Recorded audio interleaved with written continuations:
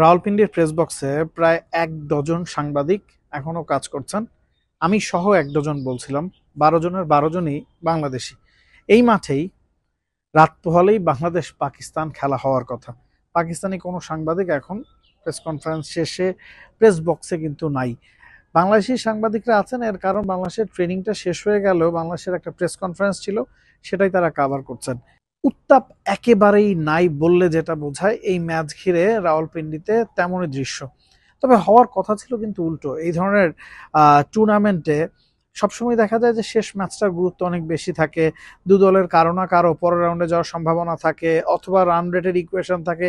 কিছুই নাই।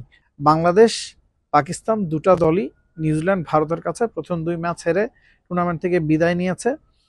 হোম গ্রাউন্ডে পাকিস্তান শেষটা কি ভালো করতে পারবে না? বাংলাদেশ ডেড রাবার ম্যাচটা জিতে হাসি মুখে বাড়ি ফিরবে।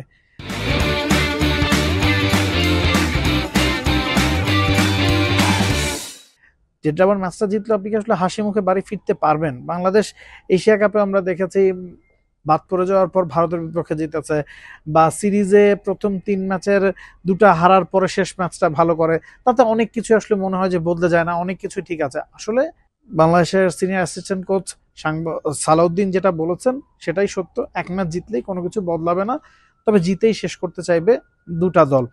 এখন কথা হচ্ছে, যেভাবে বাংলাদেশ পাকিস্তান আন্ডার পারফর্ম করেছে এই টুর্নামেন্টে, তাদের মধ্যে কে এগিয়ে থাকবে? দুটা দলের সিনারিও একেবারে একই রকম। বাংলাদেশ প্রথম ম্যাচে দুবাইয়ে ভারতের বিপক্ষে ২২৮ রান করেছে, পরের ম্যাচটাও ২৪০-এর মতো রান করেছে এই ফ্ল্যাট উইকেটে রাওয়ালপিন্ডিতে। পাকিস্তানও নিউজিল্যান্ডের বিপক্ষে ৩২০ রান চেস করতে গিয়ে ২৬০ রানে থেমেছে, এবং ভারতের বিপক্ষে ম্যাচেও তারা ২৪১ রানে অল আউট হয়ে গেছে।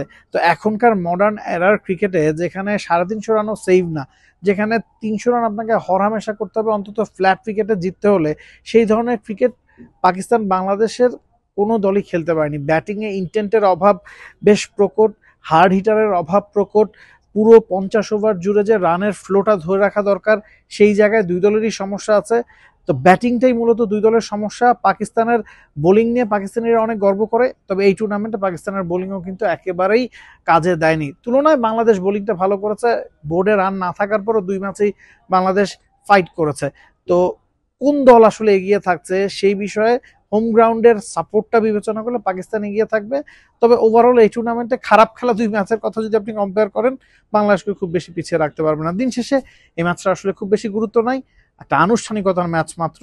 সেখানেও বৃষ্টির বাধা দিন শেষে সবচেয়ে বড় প্রভাব বিস্তার করে ফেলতে পারে। Nabil Kaisar, T sports, Rawalpindi, Pakistan.